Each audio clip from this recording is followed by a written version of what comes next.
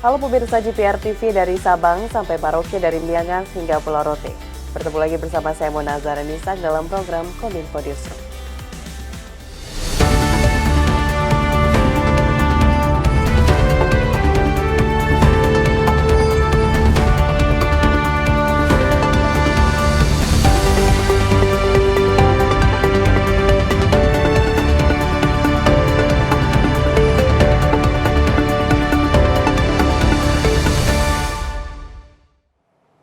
Pemirsa, kita ke informasi pertama. Menteri Dalam Negeri Tito Karnavian dalam rapat kerja Badan Legislatif DPR RI menyatakan sikap tegas pemerintah bahwa pemilihan gubernur daerah khusus Jakarta akan dipilih sesuai dengan mekanisme pemilihan kepala daerah yang telah dianut oleh sistem demokrasi Indonesia dan bukan dengan cara ditunjuk.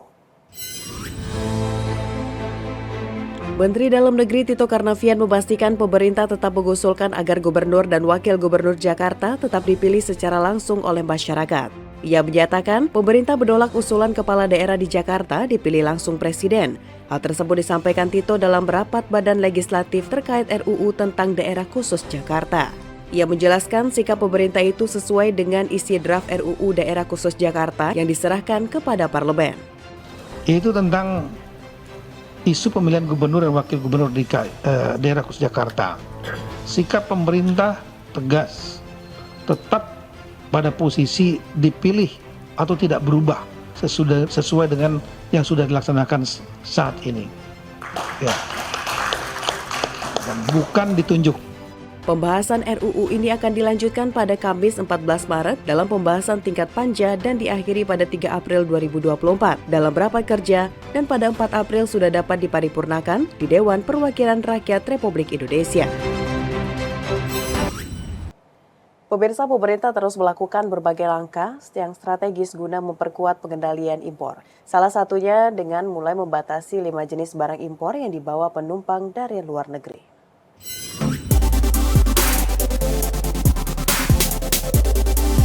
Direktorat Jenderal Bea dan Cukai Kementerian Keuangan resmi membatasi jumlah barang bawaan penumpang dari luar negeri mulai 10 Maret 2024. Penerapan pembatasan barang tersebut akan diterapkan oleh Kantor Pelayanan Utama Bea dan Cukai tipe Madya Pabean, KPUBC TMPC Soekarno-Hatta, Tangerang. Pembatasan tersebut merupakan tindak lanjut dari pemberlakuan Peraturan Menteri Perdagangan Nomor 36 Tahun 2023 yang telah diundangkan pada tanggal 11 Desember 2023. Setelah melalui masa transisi 90 hari, maka secara resmi aturan tersebut efektif diberlakukan mulai tanggal 10 Maret 2024. Ada 5 barang bawaan yang dibatasi pemerintah dan barang tersebut sangat lazim dibawa penumpang saat kembali ke tanah air sebagai barang konsumtif atau cindera mata. Barang tersebut diantaranya alas kaki dibatasi 2 pasang per penumpang, tas dibatasi 2 buah per penumpang, barang tekstil jadi lainnya dibatasi 5 buah per penumpang,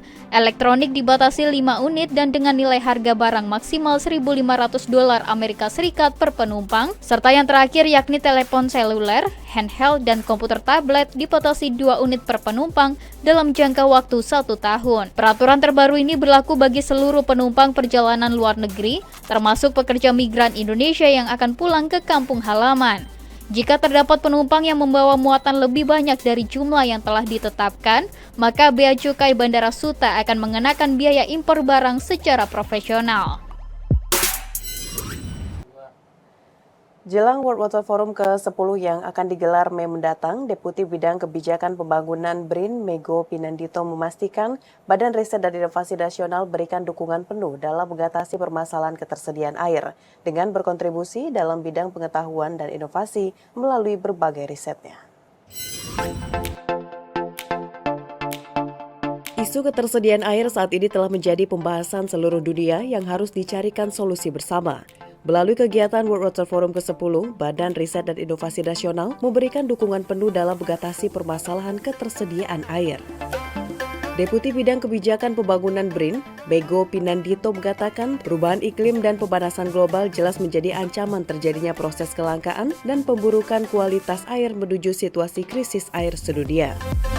Fenomena ini diperkirakan akan terus memburuk dalam beberapa dekade mendatang dan sudah tentu hal ini juga berdampak pada ketersediaan air minum aman bagi masyarakat. Oleh karena itu, dalam rangka terpilihnya Indonesia sebagai tuan rumah World Water Forum ke-10 yang akan diselenggarakan di Bali pada bulan Mei 2024, Mego mengajak seluruh kepentingan untuk bergabung bersama melakukan riset hingga pengembangan terkait teknologi air bersih berkelanjutan.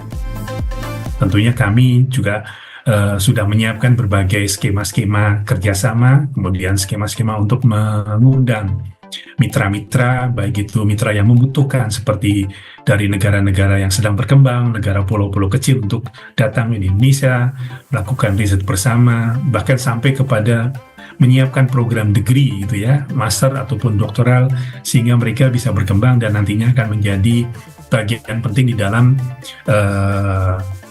kami menyebutnya adalah scientific diplomasi atau science diplomasi Indonesia. Yang jelas, sekali lagi, kemitraan, kolaborasi menjadi sangat penting dan kita juga sudah memiliki program-program yang masing-masing akan sharing kepada pendanaan dari masing-masing kementerian dan lembaganya, bahkan juga dengan swasta untuk kemudian siapa membiayai apanya, teknologinya dari mana, bahannya dari mana, pengelolaan dari mana, gitu, dan seterusnya.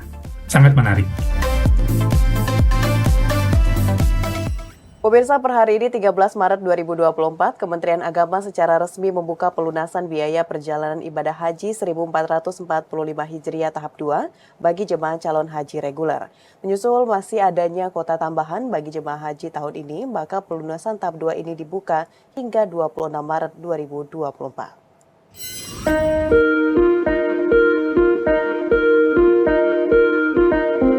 Kementerian Agama mengumumkan pelunasan biaya perjalanan ibadah haji atau BP 1445 Hijriah atau 2024 Masehi tahap 2 bagi jamaah calon haji reguler dibuka hari ini pertanggal 13 hingga 26 Maret 2024. Direktur Pelayanan Haji Dalam Negeri Kementerian Agama Saiful Mujab mengatakan, pelunasan tahap 2 diperuntukkan bagi jamaah reguler yang masuk dalam 4 kategori. Pertama, jamaah yang belum melakukan pelunasan biaya haji pada tahap 1 karena mengalami gagal sistem. Kedua, pendamping jamaah calon haji lanjut usia. Ketiga, jamaah calon haji penggabungan suami istri dan anak kandung orang tua yang terpisah. Dan keempat, pendamping jamaah calon haji penyandang disabilitas. Saiful Mujab juga mengungkapkan bahwa Indonesia pada tahun ini mendapatkan kuota tambahan sebesar 20.000 orang jemaah. Dari sebelumnya 221.000 orang menjadi 241.000 orang.